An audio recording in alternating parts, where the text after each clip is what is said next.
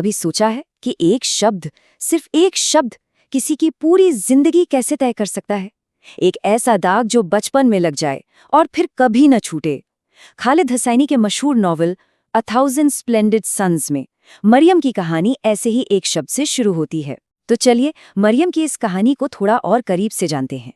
और बस नॉवेल की ये पहली लाइन ही ना हमें सीधा मरियम की दुनिया के सबसे गहरे जख्म पर ले आती है।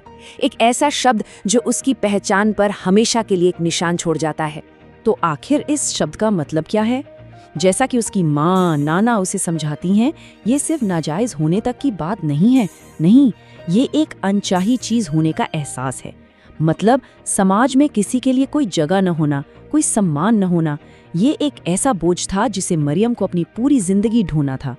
और यही तो असल सवाल है ना, कि जब किसी की कहानी की शुरुआत ही ऐसे हो, उसे बचपन से ही ये महसूस कराया जाए कि उसकी कोई जायज़ जगह नहीं है, तो आगे का सफ़र कैसा होगा? तो मरियम की जो दुनिया है ना, वो दो बिल्कुल अलग अलग हिस्सों में बटी हुई है। एक तरफ है उसकी माँ नाना की कड़वी तल्ख हकीकत, और दूसरी तरफ उसके पिता जलील के मीठे मीठे वादे। देखिए, एक तरफ है नाना की दुनिया, बिल्कुल बेरंग, अकेली, दर्द और तन्हाई से भरी हुई, और फिर है जलील की दुनिया, जो कहानियों, तोहफों और प्यार के वादों से जगमगा रही है। मरियम के लिए ये दो दुनियाएं एक पहेली की तरह हैं। उसे चुनना है कि किस पर यकीन करे। नाना की ये बात ये सिर्फ शब्द नहीं है, ये उनकी अपनी जिंदगी का, उनके तजुर्बे का निचोड़ है। वो मरियम को उस दुनिया के लिए तैयार कर रही हैं जो उन्होंने खुद देखी है। एक ऐसी दुनिया जहां उनके हिसाब से इल्जाम हमेशा औरत पर ही आता है। और फिर देखिए, नाना की इस कड़वी बात के बिल्कुल उलट जलील क्या कहता है।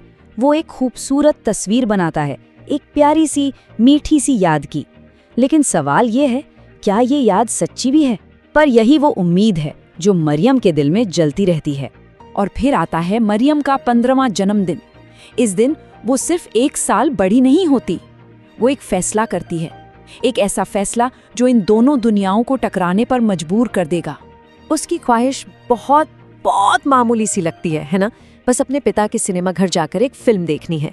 लेकिन जरा सोचिए, इसके पीछे की चाहत कितनी बड़ी है। ये सिर्फ एक फिल्म की बात नहीं है, ये सबके सामने एक बेटी के तौर पर स्वीकार किए जाने की चाहत है, एक हरामी से एक असली बेटी बनने की उम्मीद। तो मरियम अपनी माँ की सारी चेतावनियों को, उनकी सारी बातों को पीछे छोड़कर उम्मीद का हाथ थाम लेती है। वो अकेले ही शहर की तरफ निकल पड़ती है। वो नहीं जानती थी कि ये छोटा सा सफर उसकी पूरी जिंदगी का रुख मोड़ देगा। और यहाँ से जलील का धोखा परत दर परत खुलना शुरू होता है।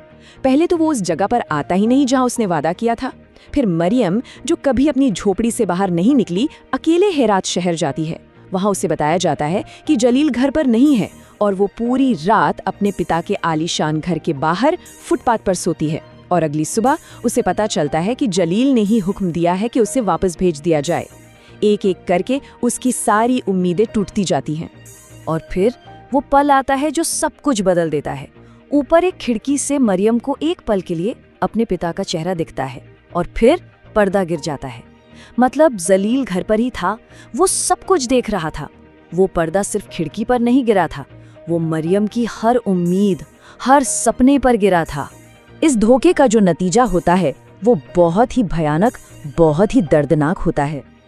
मरियम जब अपनी झोपड़ी लौटती है तो उसकी दुनिया सच में बिखर चुकी होती है। जब वो अपनी झोपड़ी पहुंचती है तो वो देखती है ऊंची शाखा से एक रस्सी लटक रही थी। उसकी माँ नाना अब इस दुनिया में नहीं थे। मरियम का सबसे बड़ा डर सच हो चुका था।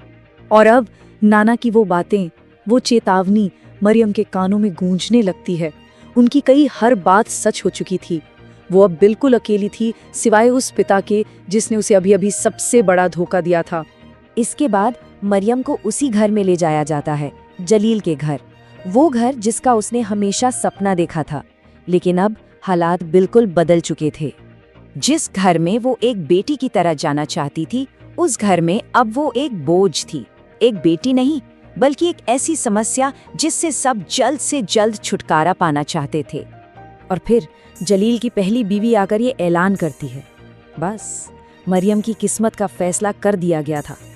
जिस लड़की ने सिर्फ एक फिल्म देखने का सपना देखा था, उसकी जिंदगी का अगला सफर अब कोई और लिखने वाला था, और ये सफर शायद और भी मुश्किल होने वाला था।